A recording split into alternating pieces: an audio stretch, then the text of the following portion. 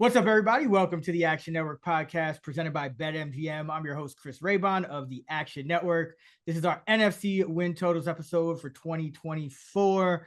Recording this in late May, and here joining me to break it down, one of the sharpest NFL betting minds in the game, the Prime Minister of Degenerate Nation, Stucky Stuck. What's going on? What's going on, brother? Excited to talk some NFC.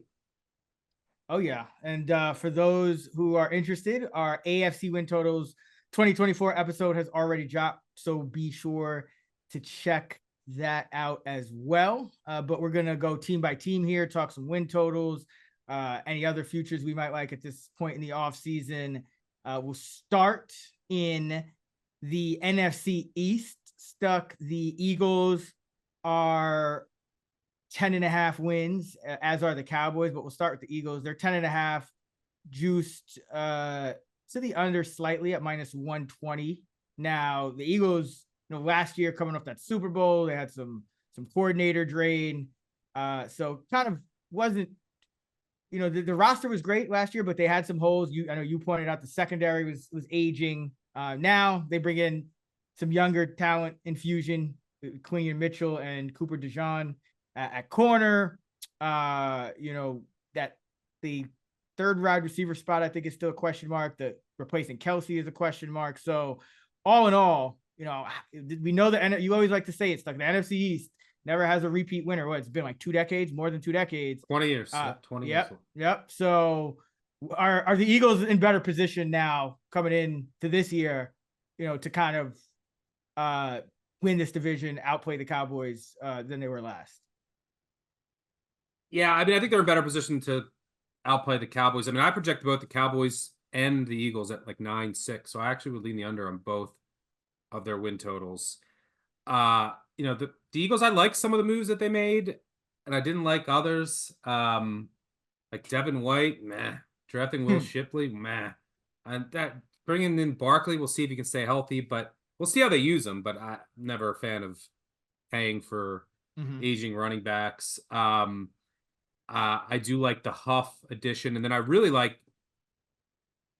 2 moves that I think will benefit them. Maybe not as much this year, but will next, is bringing in the 2 coordinators in Fangio and Moore. Curious to see how Moore's offense kind of meshes with this run-heavier Eagles offense. And Fangio usually, it's a more complex defense. I'm still not sold on the line, the back end of that defense. And I like Quinion Mitchell. Cooper DeJean has a ton of potential too, but it's hard for rookie corners in the Fangio system as well. And the rest of their corners are aging. They do have a lot of depth there, at least. And you get a guy like Maddox back. But, I'm just not as high as some on Jalen Hurts. I think that his upside is limited. We'll see if Moore can kind of unlock that. And then when it comes to Dallas, I think that their window has closed. They are extremely, if you look at their offense, it's like, okay, Lamb's awesome, Ferguson's awesome, Dak is who he is, but the offensive line now has question marks, which it hasn't in a long time. The wide receiver depth, major red flags to me. Zeke is your number 1 in the backfield. Not so sure about that. Defense kind of boomer bust. Not sold on, it's like, is Diggs going to make a big play? Can Parsons disrupt the defense? Other than that, it's like, Zimmer's going to come in and take over the defense. And I like him as a defensive coordinator, but there's definitely some holes on this roster. And there's just a lot of it could all, with the contract stuff, with the number of players, could go south quick for Dallas. So my question is, we know that there's not a repeat winner. I'm lower than the market on both Dallas and Philly. So we know Dallas can't win it. If I wanted to take a flyer in the NFC East, do I go with the Giants, who, look, it's either going to be, maybe it's Drew Lock, but I think it'll be Daniel Jones to start. I love their draft. Neighbors, Phillips, Newbin. I love all 3 of those picks. I think they could be major contributors right off the bat. I really like their offensive line coach hire. And they added some pieces there. They really need, they just they really need what's his name at right tackle to just get better. But I like the high. Yeah, I like their defensive coordinator hire as well. I think it's going to be a better fit. And then you added Burns. It's not going to be as much blitzing. They're going to need Newbin or someone to step in. They lost McKinney, but adding Burns, I think, really helps. I think the offensive line should get a little bit better, but you're still limited at the quarterback position. And then when it comes to Washington, the case there for the Commanders is that you drafted a quarterback, so there's upside there with Jaden Daniels. I'm not necessarily a Daniels believer right off the bat, especially when you consider, look at his tackle situation. The offensive line is not great. The running game isn't great. This is a tough situation for a rookie to be in. And then, the defensive line is great, but then there's holes on the back end of that defense. And you're talking about a team that has brand new coach, quarterback, offensive coordinator, defensive coordinator, a lot of change there. So that's kind of how I'm approaching the NFC East. If I had to say who I think is going to win, it'd probably be the Eagles. But don't see any value on them or Dallas. Like I said, I kind of lean under on both their win totals. But I kind of just want to take a flyer on either the Giants or Commanders. Haven't gotten to which one I want. Maybe I'll throw a little change on both. But what are your thoughts there? So, and let me set this up. Just give everyone the win total. So the Eagles already mentioned 10.5 at minus 120 to the under. Dallas 10.5 minus 125 to the under. And then the Giants and Commanders are both 6.5. The Giants 6.5 minus 130 to the under. Washington 6.5 minus 130 to the over. So as far as the Giants and Washington go, I think there's positives for both to where you could throw a little change on both. If I had to pick one, I think they're even enough in for me that I would go with Washington because of all of the newness. Now that could very well hurt them, but we're just talking about a long shot here. We know more of what Daniel Jones and Drew Lock are. Jaden Daniels could be terrible. Could be like Justin Fields' rookie year. We don't know, but there is some upside there. I think there's a little more balance in Washington's roster. I think the Giants have like some, like a great, defensive line, and then it just kind of deteriorates after that. I think the receiver. I like the linebackers. You don't like the Giants linebackers? Well, they have who they have. Okereke is great, and then who do they have? McFadden. He's not bad. Washington upgraded too. So, but my point is like I have a lot of questions about that Giants secondary, probably even more than Washington at this point. Both of them are not to me in a good spot right now. And then offensively, I still like Washington's skill players more, and both offensive lines have a lot of question marks. So it's like I said, it's pretty even, but I just think, there's more newness here. I think some of the luster wore off on Dable and whatnot here. So I'd take Washington just because I think Daniels is that guy that could skew it one way or the other. Like, you know what I mean? And if you're talking about a long shot, I'd go Washington, but I don't hate the Giants. We've seen Daboll exceed expectations in years past. Neighbors should be good. Jones has had times where he's not terrible. So I wouldn't be surprised, but I just think ultimately, I think the Washington probably has a little more upside there, in my opinion, at this point in the offseason. And I will say, Dallas, it does seem like a year to kind of fade Dallas a little bit. I think last year, just everything kind of lined up for them. This year, I think the division will be a little more competitive top to bottom. And I think the Eagles will be more competitive top to bottom. So I would pick Philly to win the division. And I don't mind you kind of throwing some long shots on the Giants and Washington, with the Washington getting a little bit of an edge for me. I could see a situation where Washington is a 500-ish team. And I could see the situation with the Giants are too, but I think Washington with Daniels and what he brings with his running ability, and the fact that I think he has more passing upside than Daniel Jones. We know what Daniel Jones is as a passer. We don't know exactly what Daniels will be as a pro, as a passer yet. But he did have some upside in college, so that's why I like. Yeah, both secondaries obviously. Yeah, major question marks, and both offensive lines. Mm-hmm. I do like Phillips and Newbin though, more than most. So I think that if they hit, that could be huge for the secondary. And it's a secondary that won't be asked to be on islands as much in this new scheme. But if I were the Giants, and I hope that they do this, I would bring back Adoree Jackson, just as a veteran presence at corner. Yeah, they need He's still a free agent something out else. there. Yeah, yeah. They need to add another piece. They're just too young and raw right now. Yeah. Eagles, for what it's worth, 8-2 in one possession games last year. We know how they started out. They were getting very fortunate, kind of crashed and burned down the stretch. The Kelsey loss it's huge. Yeah, because that could affect their what do you call it? The tush push too. Their tush push. So the Eagles obviously still great at one guard spot and both tackles, but you have some interior offensive line question marks. And will the Eagles be able to handle the blitz this year? Yeah, we'll see. Like that's a big question. And I mean, Kellen Moore, at least there's a new coordinator here, and they're talking bad about what was going on last year, but you still don't really have like another wide receiver of note that can, Paris Campbell is, I guess, penciled in as the starter in the slot. He can in theory get open quickly, but he's just not very good or very durable for that matter. Yeah. And then you're still kind of top heavy in an offense in terms of your depth is a little bit lacking. So yeah, not a ton to get excited about in this division, I think, but I think, like you said, that the Giants in Washington could pose some intriguing long shots to win the division, just because we know how it goes in this division, and the Cowboys look like they could take a bit of a step back, and the Eagles, I still have questions about how they handle the blitz.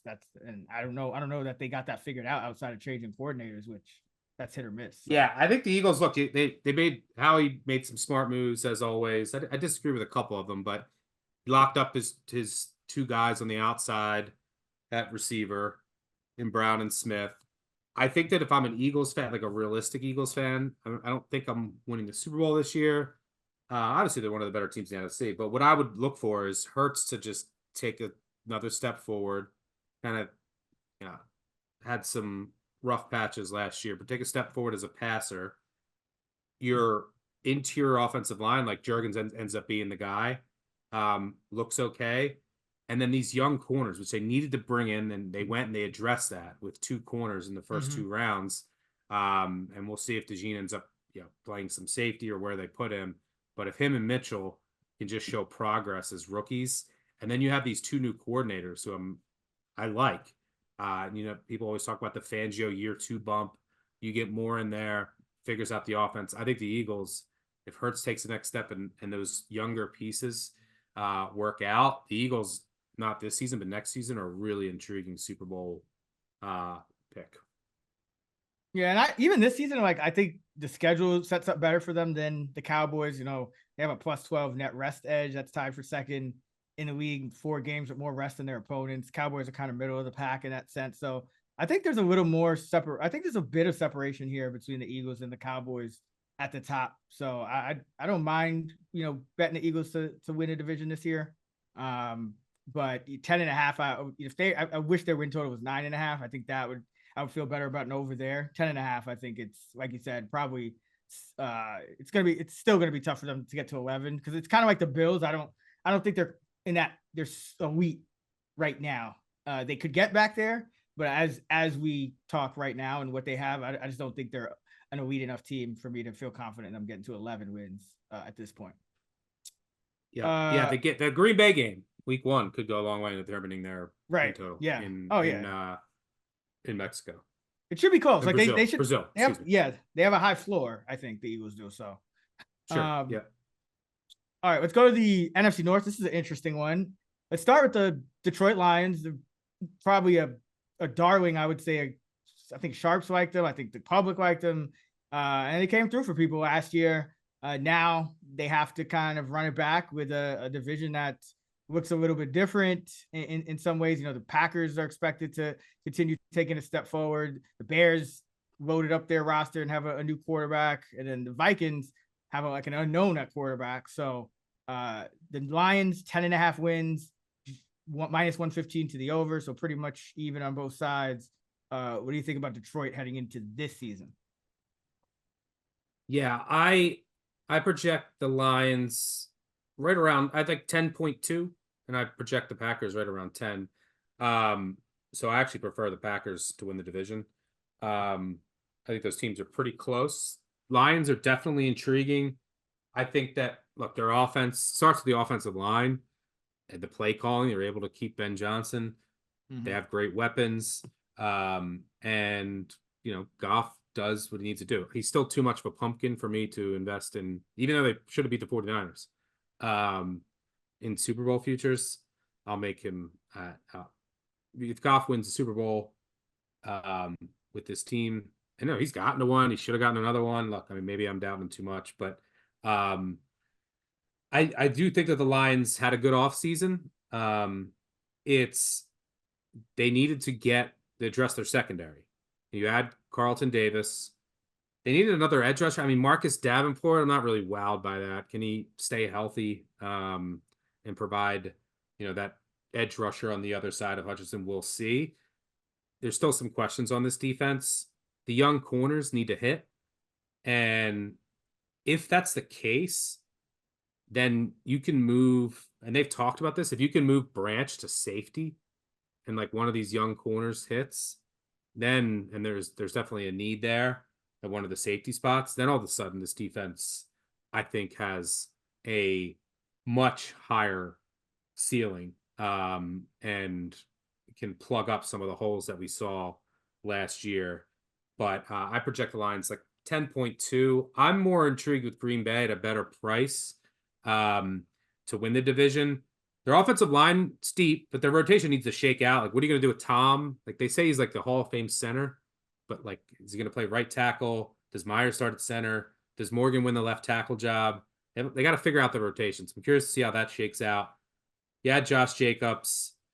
You lose Aaron Jones. I think that's probably a slight downgrade. But their wide receiver room, tons of depth and better health you would expect. We saw what Jordan Love looked like last year. He was unbelievable. But I think that you got to get rid of Carlson at kicker, by the way. I think they brought in, who'd they bring in? The next Brown or somebody. They have the competition. They got to get rid of him. But a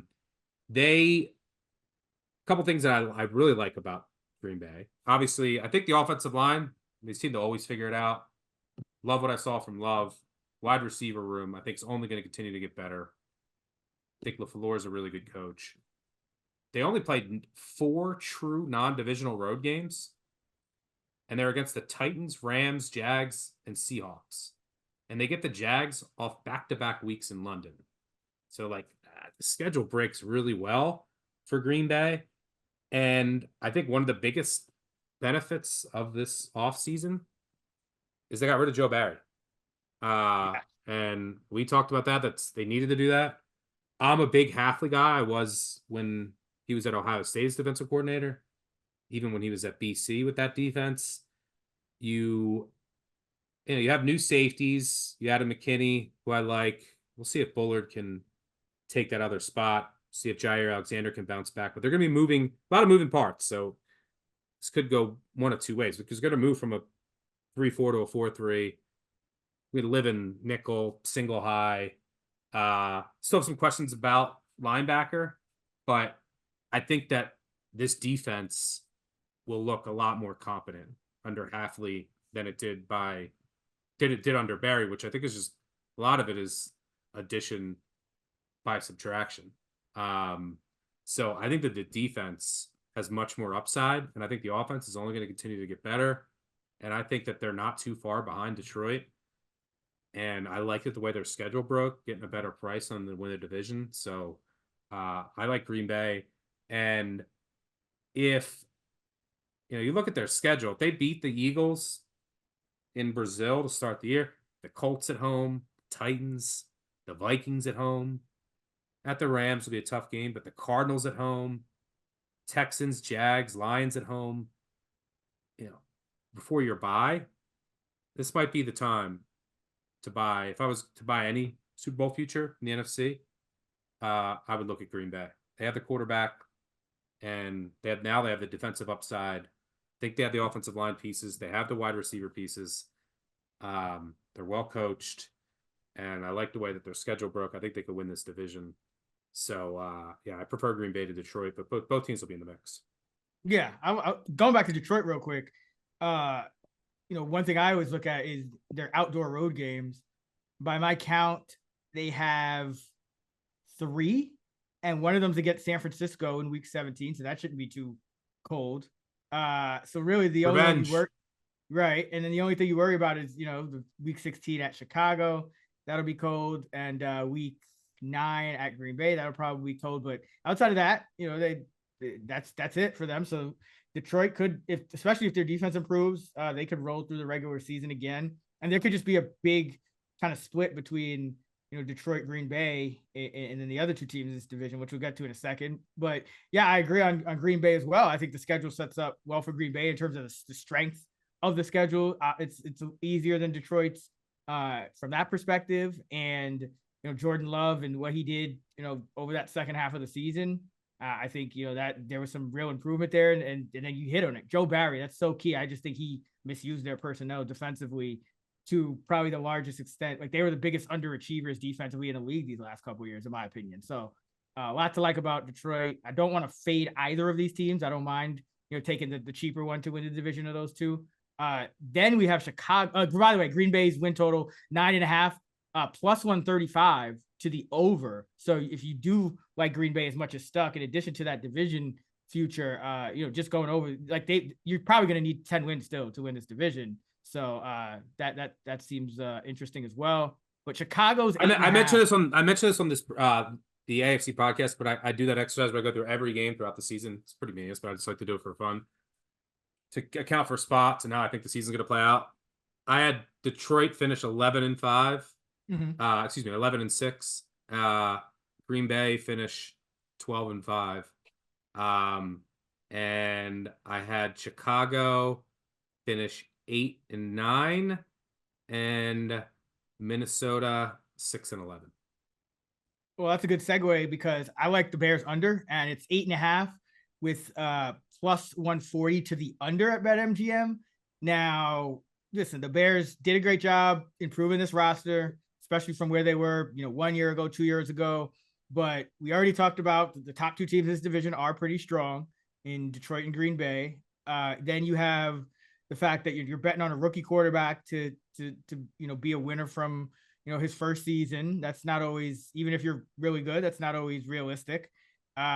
So when I look at the Chicago team, especially with it juiced to the under at plus 140, for them to get essentially under 9 wins, I love it. So that's probably my favorite under so far in the NFC, and that's I'm still bullish on this offense. I love what they did, adding Rome Odunze, and they already have, Keenan Allen. How much can he stay healthy? But if he is, you add that to DJ Moore with Odunze, like it's a great skill positions along with DeAndre Swift. I think the line will be incrementally better than it's been. The defense is on the up and up as well. So this is not a bad team, but I still think still probably a year away from truly competing and truly being a winning team. So I like the under there. What do you think of with Chicago? Yeah, I would lean the under. Just it all comes down to Caleb Williams. They play a ton of coin flips too. I mean, I have them favored in 9 games. Their average spread I have is minus a half a point for the entire season. So they have a lot of coin flips. The way that the schedule broke, 6 of their last 8 games are divisional games. So I think that's a good thing if you want to compete for the division, because you have a rookie quarterback.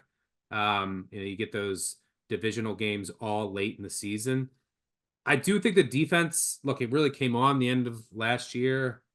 Can Jalen Johnson be like elite again? Can Sweat duplicate what he did? There's still some other holes on that defense. But they could also take a step back, benefited from some turnover luck too at the end of the year. The offensive line, I agree. I think it's trending up a bit. Brought in Bates and Shelton to maybe help in the interior. You hope that Jenkins can stay healthy. And yeah, I'm not sure on the Swift, getting Swift. I didn't think that was necessary, but It I can't like some of hurt. the other moves. Like it's not. It might not Yeah, be a help, but it can't really hurt. Like he's still, yeah, that's true. better to have one more Uh, decent running back. yeah. So yeah, it just comes out to Caleb Williams. I want to see, obviously, super talented kid. I want to see. It might take him just time to learn how to play within the structure of an offense. This is a kid who, his most spectacular plays at USC. He would buy time, run around. You want to kind of give him some of that freedom to do this stuff, and then also make sure that he stays within the structure of the offense. So I'm curious to see how that balances out. But there will be times when he's just holding the ball, you know, wildly, and you get stripped, or you can't do that in the NFL. So I'm so curious to see how he and the staff reins that in without taking away kind of his artistic freedom, so to speak. But I think that's going to make or break him if he's able to just kind of rein that in just a little bit while keeping his greatness in those plays. But I don't mind the under there, rookie quarterback in a division that is definitely on the come up. But I project like 8-8 with the Bears. Yeah, Williams battling a lot of negative quarterback history with the Bears too. So Yeah. we'll see how he goes with that. And then we have the Vikings. 6.5 wins is their win total at BetMGM.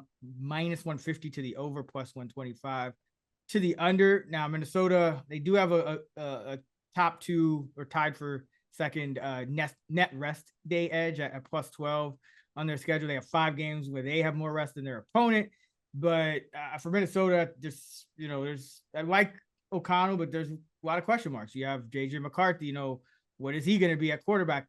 If not, you're going probably Sam Darnold. What's that gonna do in a division that I think is a lot better now? And then you also still don't love their secondary. I mean, Yeah. Shaq Griffin is he going to start, or is it going to be Evans? Like either way, that's a question mark. Murphy wasn't even really that good for all that money they paid him last year, and Harrison Smith is a year older.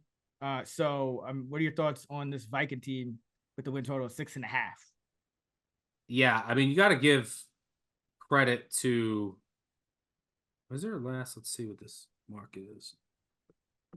You got to give credit to Flores for what he did last year with this defense, just void of talent. But can he do it again? I don't know. That secondary really scares me. They added Van Ginkel and Grenard, which I like those signings. I think that they'll help, but I still doubt the personnel and defense overall. And the quarterback, it's just not there, in my opinion. I don't think McCarthy's ready yet, if he ever will be. And then if not, it's Sam Darnold. And when Kirk Cousins was healthy, he's been great. So there's a big hole there. Interior offensive line, the tackles are great, but the questions there. I also don't like how the schedule sets up. You lose a game to overseas, and this just could go sideways quick. Maybe, I don't know what the market is, 10, 15 to 1, 15 to 1. I would like last winless team. If they lose at the Giants week 1, coin, it'd probably be I think I'd make it like -1. Giants -1.8 or something. Essentially a pick. Yeah. If they lose at the Giants in week 1, here are their next games: San Fran, Houston, Green Bay, Jets in London, bye, Detroit, Rams, Colts, Jags, at Titans, at Bears. I mean, when's the one you feel really confident about is like home against the Cardinals?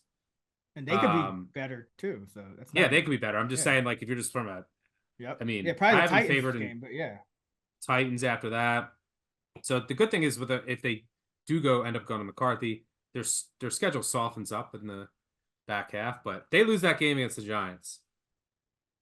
I don't know. I think taking a flyer on Vikings last winless team. Curious to see. Kerner is usually good at those. I'm curious to see what he sees in that. I'll have to look at the other teams that are in the running for that. But because I think that the teams that probably will be the Patriots and Panthers are probably the favorites for that. Patriots, they don't have an easy schedule. They have the hardest schedule in the NFL. But I think if we're going to get to them, Carolina, look at the division they play. And they have a bunch of winnable games. We'll get to Carolina. But I think Minnesota, we want to take a flyer, last winless team. As far as, I just don't think they have the quarterback or the defense here. And the division is so tough. They're just in a bad spot. Minnesota, for what it's worth, I project 6.5 wins on the dot. I have them with the third hardest schedule in the NFL. Tough break for them. Yeah, that's why we talked about this last pod, but I wonder if the reason for all this rest inequality is because they're kind of looking at the strength of schedule, because Minnesota has one of the toughest schedules in terms of opponent, but one of the easiest in terms of their net rest edge and the games with more rest than their opponents and whatnot. So yeah, that should even it out. But yeah, I'd lean under on Minnesota as well.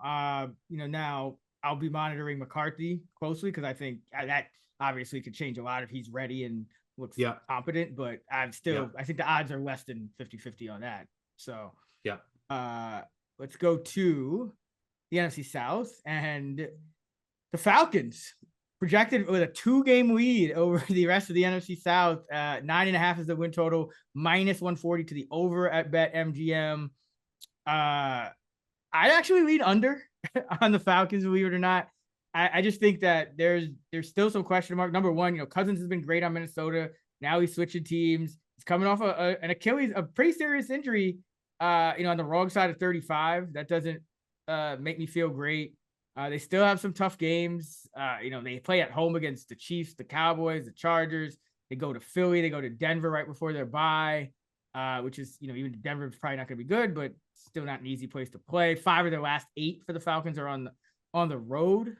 So I think this is still like an 8. I think 8, 9, 10 is probably the most likely, but I think 8 and 9 or 9 and 8 is still probably more likely than them getting to double digits, even in this division. So I don't love what the Falcons did by, they used that number 8 pick on a quarterback. So that's not going to improve them in the short term unless they have to play him, which is then not going to be good for their win total because that means Cousins is hurt. So yeah, I see more downside than upside for the Falcons at this number. But curious as to what you think. Yeah. Their schedule is hard to start off the year. Got to win that game against Pittsburgh at home, I think, if you want to have like a lot of optimism around this team. Because they're going to Philly, then they have the Chiefs. But their schedule, just from a numbers perspective, is really, it's the easiest schedule in the NFL, especially after the first 3 weeks. But you got a lot of change. New quarterback, head coach, offensive coordinator, and defensive coordinator. I think some of those are going to be positives. Like last year, basically what held them back was the quarterback. Yeah. The offensive line, very underrated. They have some talent on the outside, in the backfield. And I think Arthur Smith held them back at times. I just hated the draft pick so much. They have questions on defense. Number 2 corner, another safety. And then those are even more glaring holes when you consider they don't have an edge. They don't really lack an edge rush. And you gave Cousins all that money, which means you're in win now mode. Trade back or draft an edge rush or don't give Cousins all that money. And if you really like Penix, then you have the quarterback on a rookie contract, then you build out your roster even more. Just made no sense what they were doing. They really could have used just like someone else on defense with that pick, or even traded back in another pick. And then, so that just made 0 sense to me. I'm also not a Penix guy. We'll see if Cousins is healthy. I project him at 9-7. That's basically just because I'm favored in 14 games this year. So yeah, Cousins he's been a top 10 quarterback when he's been healthy. And this division is really easy. So there's definitely some upside there, but I'm right on market. I think like if you derive what the actual win totals with the juice, I'm like within 100th of a decimal point. So I got nothing on Atlanta. I'm more interested. My biggest edge of any win total as of right now, and I still have a lot of work to do to refine all these, is Carolina over. The Panthers over 4.5. I'm out of my mind. But I'm thinking about just throwing 40 or 50 to 1 on them to win the division. This division is terrible. And like you could win it with 8 wins. It doesn't Yeah. take much to win it. So basically what I'm betting on is Bryce Young, who he's just too small, but he can improve. And that's basically what they went 2-6 in one possession games last year. A lot of them were just like and they had games where he would throw 2 pick sixes. They have 6 winnable non-divisional games. And by the way, their win total last year with a rookie Bryce Young was 6. I think their defense still, they did lose Burns, Matos, and Luvu. They signed Clowney. Their secondary should be healthier. They were playing like 4th string guys at times last year, and I really like every other coordinator. But you have, you brought in 2 new guards. They're going to move Corbett to center. We'll see if their offensive line can just be a little better for Young. You drafted Leggett. You brought in Johnson. I think you upgraded your wide receiver room. But last year with the rookie Bryce Young, win total 6, deal with a lot of injuries. Our offense actually looked better with Andy Dalton at quarterback. So there's a couple things here. I do think Bryce Young will improve, just as the second year marginally. And if he improves a lot, they can win this division for sure. This is not that tall of a task. And if it's not going well, then they're going to be quicker to just say, okay, if they're in it, but Bryce Young was awful, let's go to Dalton. You don't really, they were awful last year, and Young was already in there. But I think that they would be, a little less reluctant to make that change. By the way, Harrison Metis is my guy. I think he's gonna be the next star kicker, who they signed. I hope he wins the job. I haven't seen an update on that. But yeah, I think the Panthers. Look, I mean, if you look at their division, all these games in the division are winnable. This terrible division. Here's their games. Their non-divisional games they could win. Home against the Chargers in week 2, at the Raiders. I won't even count out the Bears, but that's winnable if Caleb Williams is not good. At the Commanders, at the Broncos, the Giants in Germany, home against the Cardinals. That's 6 winnable outside of your shitty division. 4.5 is too low. I like the Panthers over, and I might sprinkle some on the division. Yeah, I'm right with you. First. I had written down for this pod a lot of winnable games outside of Cincinnati, KC, at Philly, and Dallas. They have 4 really tough games. It should be really tough for them. Outside of that, they have 13 winnable games. Their win totals about as low as it can be because you were so bad last year. They underperformed their PICE wins by a win and a half. Usually those teams fare better the next season in the market, and they're from a rest perspective, they have a slight edge in terms of net rest days. No more Frank Reich for you. No. Oh my God. Last year, because you were talking about their win totals at 6, it was really 7.5 for majority of the offseason. It wasn't until we kind of, they were terrible in the preseason and just I think they didn't score a point with their first team for the entire preseason or something like that's when it fell. But people were expecting this team to win 7-8 games for the majority of the offseason. Now, they coming off a 2-win season. I think now's the time to buy on them. And I totally agree. There's usually, our guy Brandon Anderson always says, there's usually at least one last to first team. 19 of the past 20 seasons. Yeah, in terms of division. I think we get two. I think we get the Bengals and maybe the Panthers. Yeah. No, I mean, I'm low on the Falcons, so this kind of goes right into that. Their win total, by the way, 4.5, minus 140 to the over at BetMGM. The Bucks, I'm guessing that you're under on them since they're another contender. Them and the Saints are both at 7.5. Bucks minus 145 to the over. Saints minus 120 to the over. Talk to me about the Bucks first. Yeah, I am Bucks and Saints. I'm kind of close to market on Saints, but I'm under on Bucks. And I'm on target for the Falcons. But yeah, I like the under on Tampa. When I just Baker Mayfield had a good season last year. That's about as good as it could have went for Tampa, and they want a tiebreaker to win the division.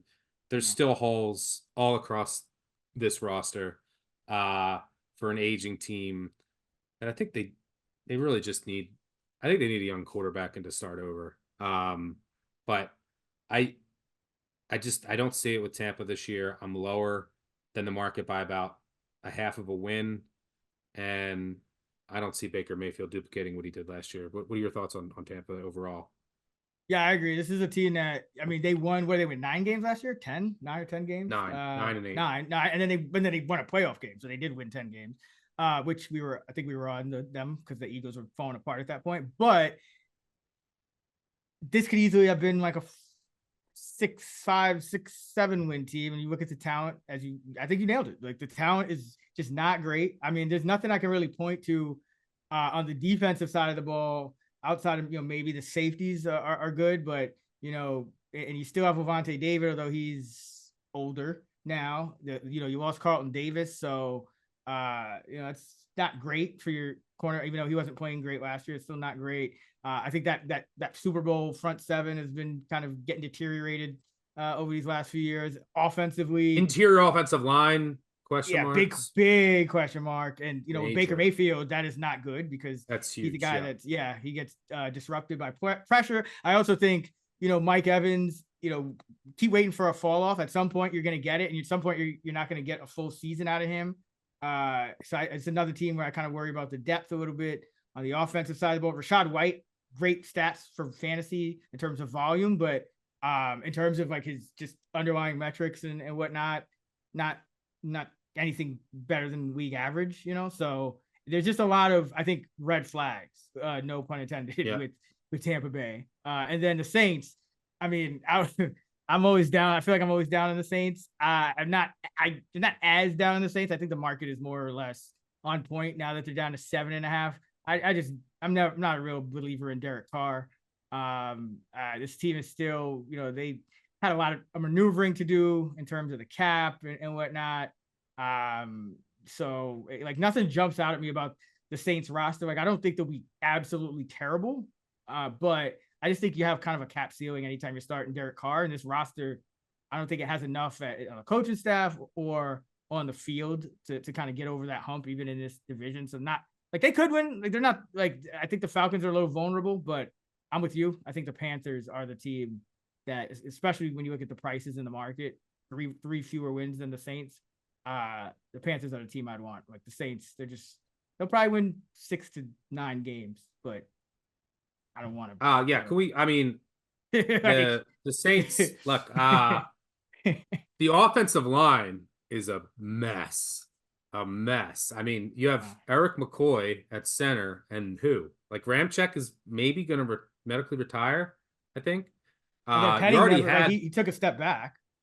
Yeah, you need Fuaga to come in and to start at left tackle. You're the other interior, the rest of your interior, it's bad. You already had Hurst, who was good. He medically retired. He was going to contribute for them. Their offensive line is a disaster, and just like Mayfield, that's not good for Carr. Yeah, under new offensive coordinator and Kubiak, who they brought in. Their defense, the back end has potential, especially if maybe they might trade Lattimore though. I'm apparently they're not. They said they're not going to field offers, but we'll see. If McKinstry can fill the nickel role for them, then their secondary has potential and their linebackers are pretty good. But the defensive line, it's just so underwhelming at this point to me. Cam Jordan, this doesn't have the same juice. Oh, they signed Chase Young. We saw what Chase Young was when he got to a new place. That does nothing for me. Maybe some of your young guys, Brise and Boyd, can step up because they're going to need it. Bosky on their defensive line, but the trenches are just a major question mark. We're not huge Dennis Allen guys, and Derek Carr just is who he is. So yeah, Saints are very vulnerable. Bucs are vulnerable. I think Falcons are the best team on paper, but they're not some juggernaut. No. So it's Panthers over for me, and a little sprinkle on Panthers division. Yeah, no, I like that a lot. Like that's the division where if there's going to be like outside of the Bengals, just because they Burrow got hurt. Like that's the division where you could really see like any of those teams winning it. So I think that benefits the last place team in the market. Yeah, and if I'm a Saints fan, Saints fans are such good fans. I have a couple friends who are really good Saints fans. I like you're stuck in this just Purgatory. I know you're in this shitty division, so you can always be like, we can win the division, but like you're not. This team isn't winning the Super Bowl. So if I'm the Saints, like, you never want to root for injury, but like if it ended up happening and Jake Haener was the quarterback, I don't even know their backup is. Is it Jake Haener? If Jake Haener was the quarterback and you won like 3 games, Allen gets fired, you got to blow this shit up. I think that would be better long term for the franchise than stuck in this purgatory that they're in. Yeah, Jake Haener. I mean, you have Spencer Rattler there. You also have the first half legend Nathan Peterman on the roster as well. So yeah, it's and like also when it comes to the Saints, it's like some of the guys that are aging, it's like when do they slow down? Like Alvin Kamara's getting older. Demario Davis, who's been playing at like a top 3 rate, he's getting older. Even Jordan is ancient. Yeah, Jordan, Tyrann Mathieu for that matter. Yep. And then like Adebo, like does he continue to be as good as like he was very good last year? Was that a fluke or is he's a 3rd round pick, so he could continue that, but he played really well. So there's just a lot of question marks with the Saints that I feel like they have more downside than up. Okay. NFC West, close it out with the NFC West here. San Francisco, 11.5 wins, plus 105 to the over, minus 125 to the under at BetMGM. They have the worst net rest advantage in the league at minus 21. I think they had the worst in the NFC last year. I think the Chiefs had the worst. So 49ers worst net rest disadvantage since 1990. Oh, wow. Yeah. Okay. So it's that bad. Yeah. It's not good. I mean, now this is a great team on paper, but I mean, they have 3 short week road games on top of that. We know that betting the overs on these double-digit win totals tends to be an unprofitable bet. What do you think of it, San Francisco? Yeah, I project them around where they're at, but I lean under. With I haven't taken into account all of the scheduling nuances yet, but that net rest it's massive. It's I think I only would go back to 1990. I think could be the worst ever by a wide margin. I mean, I have them favored in every game, but there's some tricky spots on the schedule. If you're looking for, remember the division, I think the Rams are not bad. We saw what they could do last year. I think the Cardinals could be better. The Seahawks are always feisty. So it's not a cakewalk division, but you're also going, to Green Bay, to Buffalo. You have Miami and Detroit at home. I'm sure Detroit has Miami's on the road. Miami's on the road. Oh yeah, Miami's on the road. You have Kansas City and Dallas at home. Yep. So yeah, there's some landmines on this schedule. I still have questions about San Francisco in the trenches. Also somewhat in the secondary, and we'll see if Brock Purdy, the offense is going to be so well schemed regardless, but we'll see if he can continue to play at the level that he has. So yeah, I have them power rated as the best team in the NFL, might be the best roster, barely, but if I had to bet their win total, I'd go under. Yeah, and again, it's just these win totals. Once you get into double digits, it's just not profitable. It hasn't been, I should say, historically, to bet the. Yeah, that's not even accounting for injury downside risk. Right. So yeah, McCaffrey was healthy last year. Purdy was healthy for the most part, outside of a couple games. Everyone, like, they had a couple that stretch where guys got banged up, but guys still played for the most part. Like the guys they needed to play played. So yeah, things could go south. Now they do have a 3-game lead in the win total market on the second place team, or projected second place team, which is the Rams. Rams 8.5 wins at BetMGM, minus 125 to the over. What do you think of the Rams this year with no Aaron Donald? Yeah, got to replace Donald. They've luckily, they got Jones Jackson at guard, and the rest of their offense is pretty much back intact. And if Stafford can play like he did last year, their offense is obviously super explosive, very well schemed, and they don't have a lot of draft capital, but they've really hit on the guys they drafted, like Kobe Turner and Byron Young, were awesome in year one. Can Fisk and Verse do the same? If so, that will really help. Not only replacing, you can't really replace Aaron Donald, but helping to fill that gap. But their overall defense, and then you had Darius Williams, Trey White to address the corner spot, which they needed to do. You had Cameron Curl at safety. So yeah, I like some of the moves they made on defense. If their young guys continue to progress in year two and their rookies hit, then this team all of a sudden looks a lot more dangerous, even with new coordinators and without Aaron Donald. But I project them. Special teams are still a worry for me. But I project them at right around 8.5. But I can see the argument for the upside there. What are your thoughts on Rams? Yeah, I like the Rams upside a lot. Now, obviously, losing Donald on paper, that's going to worry a lot of people. But I agree. I think the offense could be one of the top offenses in the league, health permitting. I like what they found with Robinson at the third wide receiver spot last year. I think he gives them a lot more run blocking. I think the running back depth is better with Corum there this year.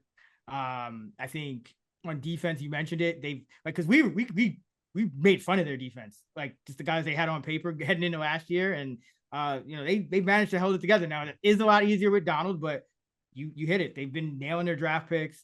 I think on paper, and their pass D was still bad, but now you added two corners that I think helped to really plug those holes. Yeah, so I think if there's going to be a team, like if the Niners struggle or with injuries or whatever it may be, like the Rams are going to be that team, I think, to win the division. Like clearly, I think there's some upside there.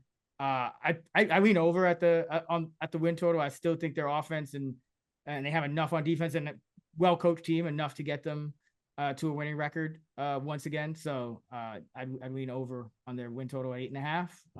And the Seahawks, they have their win total 7.5. They have minus 125 to the over at 7.5 at BetMGM, a minus 13 net rest edge.